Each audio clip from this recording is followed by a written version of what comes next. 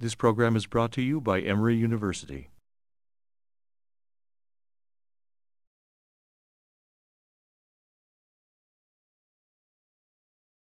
All sports depend on numbers. What sport doesn't? Take football. 10 yards at a time, down the field. 4 quarters at 15 minutes each. 3 points for a field goal, 6 for a touchdown, 2 for a safety, 1 for the extra point. The team with the largest number wins, also in basketball, soccer, cricket, and volleyball. An exception is golf, where the player who scores the lowest number wins the match. But here, too, success is measured by comparing numbers. It's a little more complicated in tennis. 4 points to win a game, the successive points scored, queerly, 15, 30, 40 game, 6 games to win a set, 2 of 3, or 3 of 5 sets to win a match. Humans have always loved to count things, probably since the first Australopithecines in Africa's Rift Valley began to play with their fingers and toes. "Not count," says a character in a play by Samuel Beckett. "Not count, one of the few satisfactions in life." But baseball, to a greater extent than any other sport, is built not just on accumulating the biggest number of goals or points. All aspects of the game seem to have been conceived in mathematics. Alexander Cartwright, one of the several men credited with at least partly inventing baseball, is said to have intended the object of the game to balance the arithmetic against the geometry. Whether or not Cartwright ever said anything like that, he should have. It's a pithy way to describe the essence of baseball.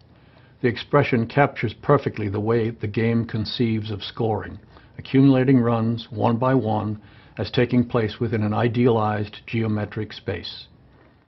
Other major sports, basketball, football, soccer, are games of territorial possession and the control of a prized object, the ball. These games have about them something primitive. They recall struggles for wealth or territory.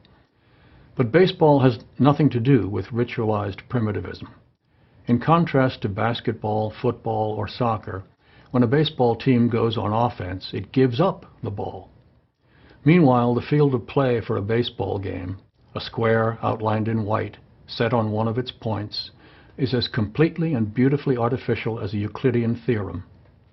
Lord Kelvin, the 19th century Scottish mathematician and physicist, and the developer of the thermodynamics of absolute zero, for whom the Kelvin scale of temperatures is named, grasped the reason numbers are so important.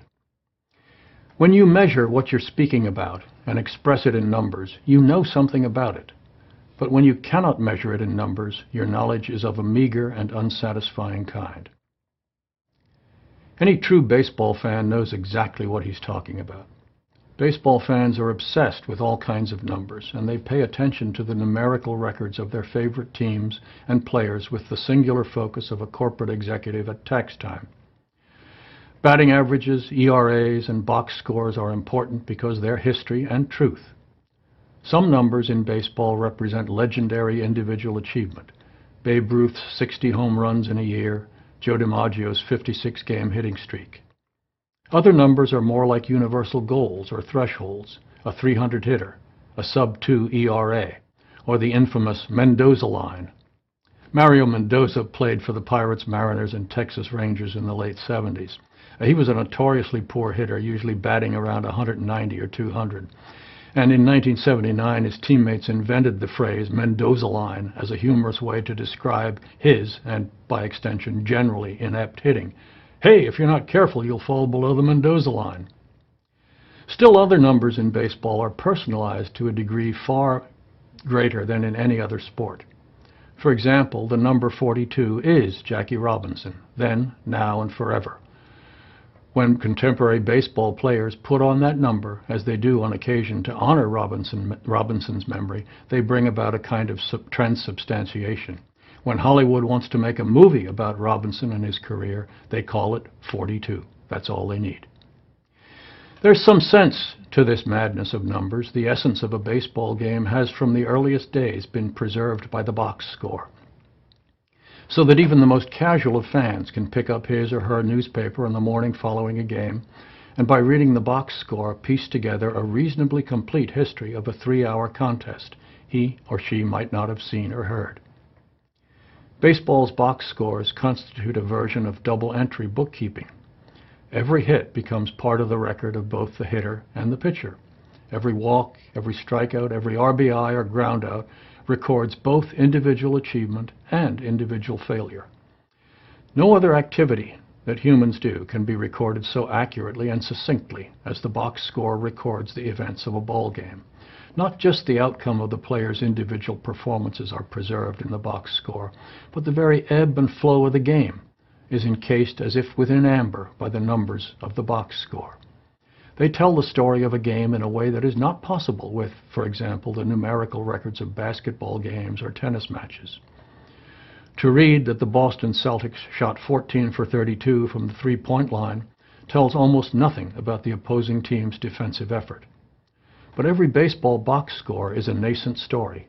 There's a narrative built into the sequence of innings and the columns of hits, at-bats, and putouts. The box score captures history in numerical shorthand. Statistics that compare rushing and passing yards, three-point shots made versus three-point shots attempted, or set scores, these merely record results. The box score tells how things happened.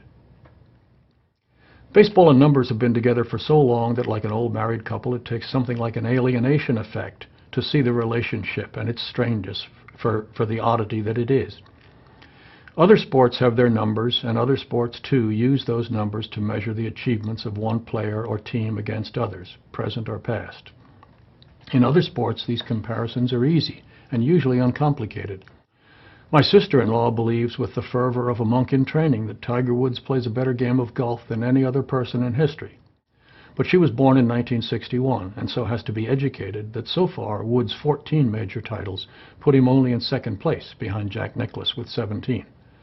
The ranking is clear and subject to little controversy or interpretation. But in no other sport is the quantitative assessment of individual players taken so seriously and completely, and nowhere else do numbers produce such interminate results. One of Bill James's great contributions to the understanding of baseball, as Michael Lewis points out in Moneyball, is that traditional baseball statistics conflate luck and skill. The importance to baseball of keeping accurate records was recognized from the early days of the game. John Haidler spent the first half of the 20th century promoting the cause of numbers in baseball. He began in 1903 as the private secretary to Henry Pulliam, who was then president of the National League. Haidler was assigned the job of collecting league playing statistics. The job proved to be a match where love and need were one, and for the next 53 years, as the National League's secretary, treasurer, president, and chairman, Haidler worked tirelessly to expand the ways in which the game and its players could be measured. He was not just a statistician, a mere keeper of records. He could hardly have regarded his work as any less important than if he had been assigned to look after the well-being of the Ark of the Covenant. Without records, Haidler said at one point early on in his career, without records we would have merely a series of exhibitions, meaningless after the game was over. Records give a permanency to the game which it could never otherwise enjoy. But if numbers tell the story of a game truthfully, they sometimes tell it only partly. In his excellent book, Trust in Numbers, Theodore Porter cautions that reliance on numbers simply evades the deep and important issues. Porter's not writing about baseball, but his principle applies to the game nonetheless. When a player hits a dribbler down the line, or a weak pop-up that falls just beyond the shortstop's reach, sportscasters are fond of reminding listeners that it'll look like a line drive in the box score tomorrow. It's true. Numbers are pure fact. They represent reality in the most objective way possible. But buried beneath the simple recorded event, a put-out recorded simply 6-3, lie all sorts of variations and contingencies. The main thing the numbers leave out of a baseball game, and it's sometimes a crucial omission, is the whimsy of fortune, both good and bad. The preceding program is copyrighted by Emory University.